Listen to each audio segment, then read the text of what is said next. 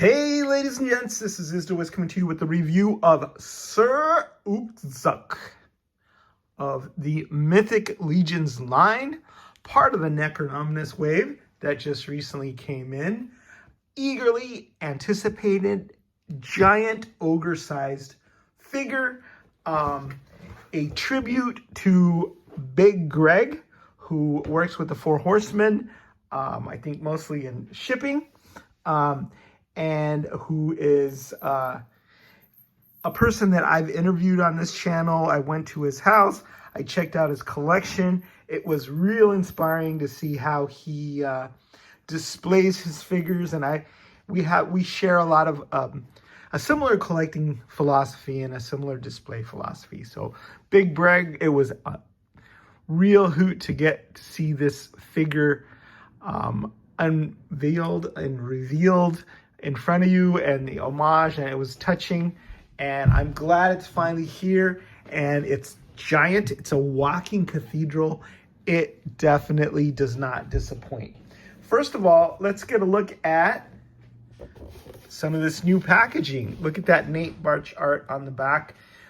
Sir Ukczajk in all his glory, wielding his mighty hammer. It's a big box because it's a big figure, so it's hard to get the whole thing in there. But if you want, you can pause it and you can read some of the lore there in the back. But beautifully done artwork. Right here on the side, you've got a cathedral. Here you have what looks like some sort of structure, either a bridge or some sort of ethereal temple to Aetheron. And then yeah, that's the new big ogre-sized box with some brand new Nate Barch art. And then you have inside, wanted to take this out so you could all enjoy what I believe to be the temple of Aetheron there. It's sort of a translucent mighty eagle. And then in the foreground you have some sentries or soldiers or giant statues standing guard over a beautiful placid lake. Nice job with this, Nate. Beautiful blues, beautiful background. But I didn't want to give the packaging short shrift, even though the figure is so large and so imposing, and there's so much to talk about here. Not only did Greg get a homage figure, he got a nice package and a figure of his, an art of his character, which is awesome. Very, very jealous of Big Greg, but well deserved. So I describe this guy as a walking Gothic cathedral. So recently, I've had a chance to see quite a few cathedrals. My wife and I spent some time in Spain and France and saw a lot of cathedrals there. And then we recently went to Central America, so El Salvador, Guatemala, Honduras, and Belize, and saw temples there. And, they're always awe-inspiring. They're always intricately designed and just a lot of bling, right? Because when you go in there, you're just struck with awe for the divine. I think that is sort of the idea of a cathedral, so to sort of take that awe-inspiring sight and inspire you. And I couldn't imagine what it would be like to have a knight whose armor is basically like a walking cathedral, a giant ogre-sized knight coming towards you, bigger than anybody else on the battlefield, with a massive hammer. And then, right? You would basically soil yourself, I think, if you were, if you're maybe the skeletal minions of Necronomicus. You might not, because you might not have anything in your stomach. But this figure is just as intimidating and as imposing as Big Greg himself. No, Greg's a softie. All right, here we go. In the front, what you see is a crest. It's Lord Aetheron's wings.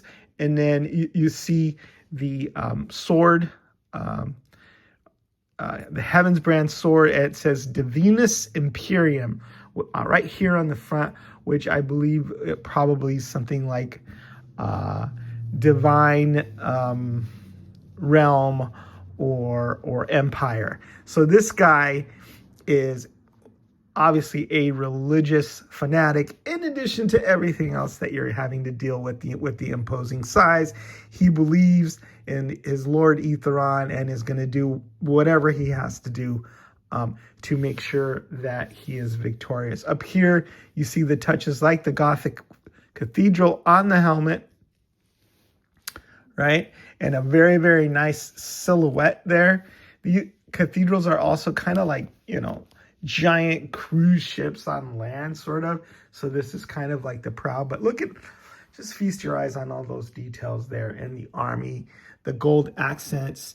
It's a special kind of silver. It's you've heard of a pearlescent, like a pearlescent type of silver that has a shine and a gleam to it, right? It's not super duper shiny, but it has a pearlescence to it, and I hope the cameras are picking this up. Very, very cool. The touches of gold and purple, which always look great. And one of the massive pauldrons just popped out there here. And then you have the soft goods here, which is that rich royal purple. The soft goods are wired, so you can display those. And then just all the intricate touches where you have the cords of ornamental sort of gold around there. All of this armor is new. We have not had a knight in this size in the ogre scale. Reminds me very much of Game of Thrones, where you have Man Mountain. Whereas, instead of being a Man Mountain, this is a created mountain in that it's a cathedral is kind of like a royal sacred place. So it's created to sort of have that effect as well. Anyway, I'm babbling on. Take a look at this massive hammer, right? Blunt force trauma to the max. I love it. It's really wildly over the top, right? Look at these massive wings here and the face in the front and just all that sculpted detail. I could just see him just bashing any other soldier on the battlefield and you'd have a quivering blob of protoplasm left. He'd just be completely destroyed, completely eviscerated by this guy. So let me see if I can turn him around so you can see the details there. I also like this pouch here and the new belt. Like all of this is new. Look at this loincloth. Hopefully you can see the gold work there. See, Jesm, nice job on that. Perfectly detailed. The royal purple, right? With the gold that runs through the whole, all of the accents and everything there. But it'll be interesting to see how many more knights we get in this scale. But of course, they're going to have to reuse the tooling because this is massive, massive tooling. So the one thing about this is this hammer is so heavy that I don't know if he'll be able to hold it over time as far as aloft. But it still looks super cool, and I think you can get some great action poses in there. But let me also show you the alternate head that he comes with. Like all of these soldiers of Aetheron, he's got a skeletal head. And this is interesting because this is not just a man, like the Man Mountain in Game of Thrones. This is an orc. And an ogre scale orc at that. So look at that very, very cool skull with the tusks. And just imagine that up there. Very cool. The other thing is we have an alternate pole for his hammer. He's got the long pole and then he's got the short pole. So, but Sir Ukczajk is a long pole. I think he's like 6'8", so I figured I'd have him have the pole there. So I have it comes to mind that I have not read the bio for this guy, and I would be remiss if I didn't do that. So let me get back here and read that for you. It says, Sir Ukczajk. Once as evil and savage as the rest of the impure, the ogre named Ucczajk was visited in his sleep by a vision of a golden bird wreathed in flames that cleansed rather than consumed. Waking from his dream, Ucczajk immediately made his way to Etheros. Seen as a threat and turned away, the ogre found a simple hut in the mountains. Here he made his home, combing over prayer books and collecting trinkets left behind by a mystic who had found enlightenment many years prior. Travelers, that's what he was doing, combing through prayer books and collecting trinkets. Travelers through the land told a strange tale of the remote hut and the devout ogre who now prayed to Etheron. These tales eventually made their way to Sir Gideon Heavensbrand, and the leader of the order sought out the ogre and bade him return with him to the crowded city today. To the crowded city. Today, the paladin known as Sir Ukczajk is one of the most faithful and the most powerful warriors fighting for the Legion of Light. So very, very cool bio. I like the fact that, he's one of the impure. He purified his soul through his faith in Etheron. And I mean, just the fact that Gideon and them cared enough to make him this magnificent armor and make him part of the Order of Etheron. It's just an amazingly cool story, amazingly cool bio. So in addition to the art, Greg, you got a character with a great bio. And congrats to Jeremy Gerard and Eric Treadaway who came up with that, because what a neat character and what a neat bio. So I've been awaiting his coming for quite a while, and like I said, I combed through the cathedrals of Europe, and I've also picked up some alternate weapons for him. I got this real steel blade, a Toledo steel blade that I think is going to work quite nicely as a sword for him when he's not wielding his hammer. And the other fun thing I got was a censer at one of the churches and holy places that we toured. And I think what I'm going to do is I'm going to put some green herbs in the censer so that he can swing that around and maybe whack people in the head with it. I'm told that in the olden days, pilgrims would come to the cathedrals and the cathedrals would smell really, really bad because these people had been, traveling without showers, and they'd sit there and they'd stink up the church. And that is where the tradition of the priest coming in, swinging the censer came from. So I thought that would be a good weapon for him.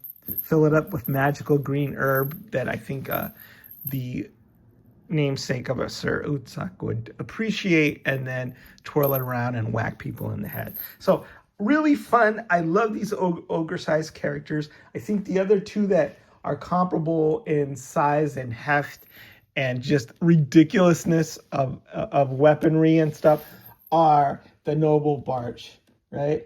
Of course, because he's got a hammer with 2 goats on it, and he's got a ridiculously large shield. But of course, the Noble Barch was a weapons pack. But, these two guys together, I think, would make a formidable force. This is the Noble Barch that I built out of a Bolthar, the tower. And I got a real squirrel pelt that somebody was selling at Legion's Con. So that is his furry cape.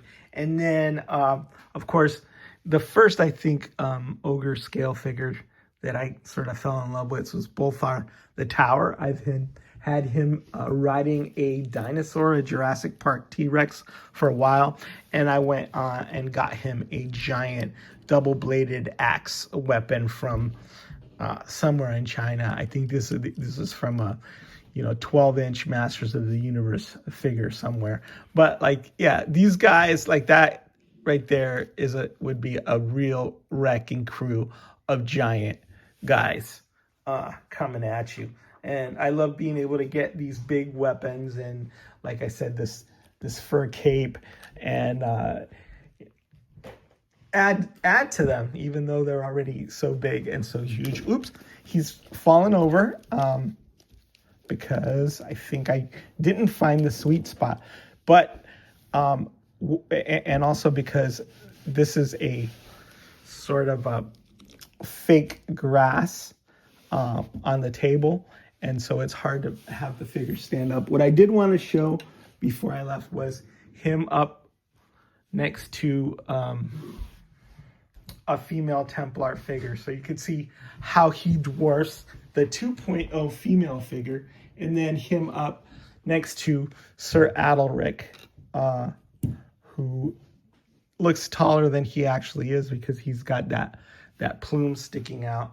But as you can see, he, as a basically he just dwarves these figures, right?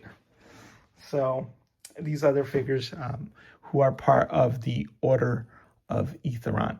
So I think that's it.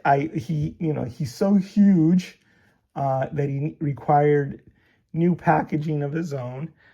His weapon is so huge that he doesn't come in much, with very many other extras other than the shorter pole, right?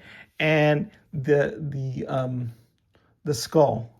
So if he, Sir Ucczajk, meets with the fate that most people meet with when they go up against Necronominus and he dies, then you slap that head on there. I've also seen some really cool heads that look just like the real Sir Ukczajk, but just with ogre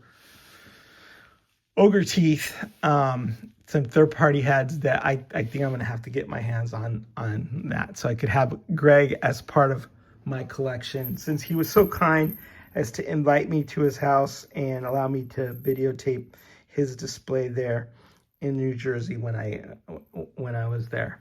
All right, congratulations to the Four Horsemen. Great figure, good job, and look forward to reviewing the rest of the Order of Aetheron here and the rest of the Necronominus wave. Is the Wiz signing out.